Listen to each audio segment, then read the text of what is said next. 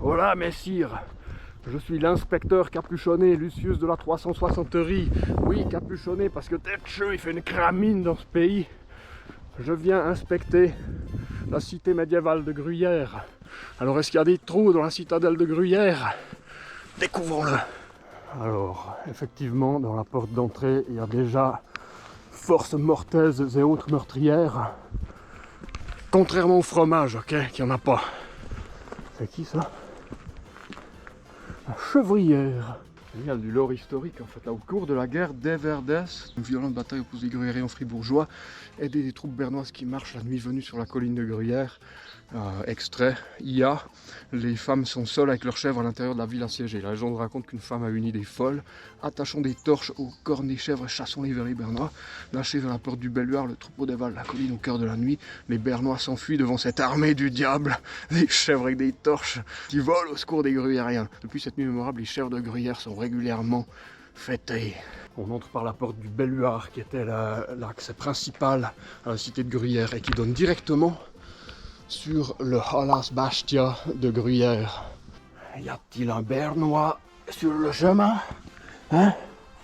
Y a-t-il un Bernois? Hein, parce que je sens déjà l'huile bouillante du restaurant dessus. Hein? Ouais. Hein? Alors vous allez me dire, mon Lucius, c'est monstre touristique ici. Comment t'as fait pour venir dans cette ville et puis qu'il n'y a personne? Je me suis levé à 6h du fucking mat. Bon allez, on va acheter des meringues et puis de la double crème.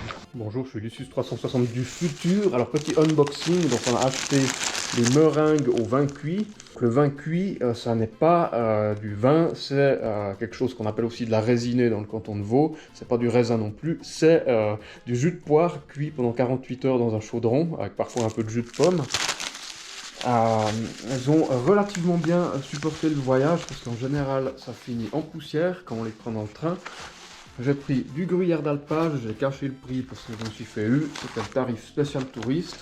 Et là donc dans ce magnifique sachet Edelweiss de boulangerie, on a un t-shirt. Oh, j'achète un couvre-chef typique de la région. Ça, c'est du couvre-chef de la lourde gruyère dans Tetcheux.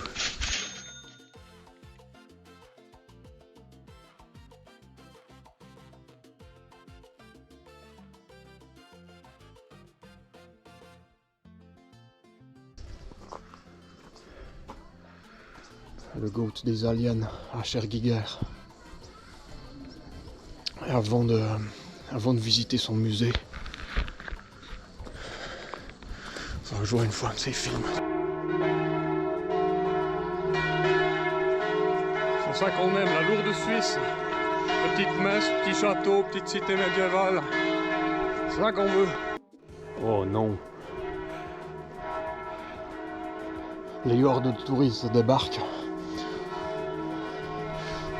Seulement, regarde la gueule que j'ai.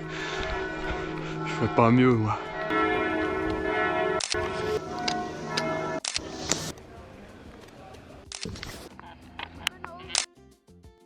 Alors je vais faire un petit exercice, donc je vais essayer de reproduire le blason de la ville de Gruyère. Donc les armoiries se blasonnent ainsi, de gueule à la grue d'argent. Donc le blason de gueule, ça veut dire rouge, et donc il y a une grue grise ou blanche dessus. Voilà, je crois que c'est à peu près ressemblant. Alors voilà, partie chiante de la vidéo. Non, je vais pas parler de trucs chiants, c'était génial cette visite, donc on va parler d'un truc sympa. Ça vous aura pas échappé qu'à Gruyère, il n'y a pas de voiture en fait.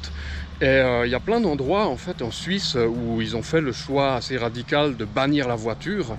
Et on va faire un petit tour de ces villes sans voiture. En 9e position, Zermatt. Donc là, ça a carrément le statut de ville, mais il n'y a pas une seule voiture. Hein. Vous laissez vos voitures à Tesch, le village en dessous, où il y a bientôt plus que des Portugais qui habitent, cela dit.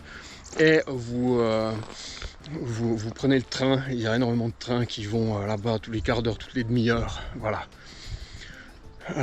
Numéro 8, ça se fait, donc là c'est pareil, c'est de l'autre côté de Zermatt, il y a un parking à l'entrée tout près du village, mais tout ce qui est interne, il n'y a pas de voiture.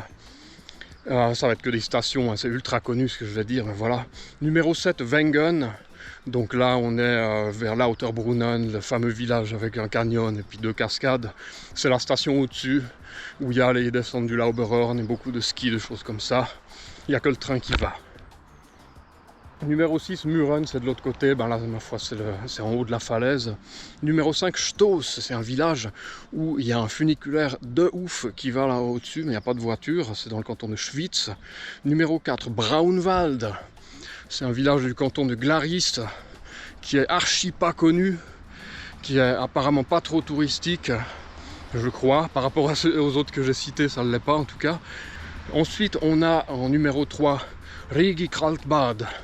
Ça, c'est sur les pentes du Rigi, c'est une de ces montagnes qui a un train qui va au sommet, sauf qu'en fait, il y a le train des 2 côtés de la montagne, et il y a ce village au milieu, je crois qu'il y a quelques habitants permanents, et c'est une zone un peu wellness, comme ça, vous pouvez aller dans des bains thermaux.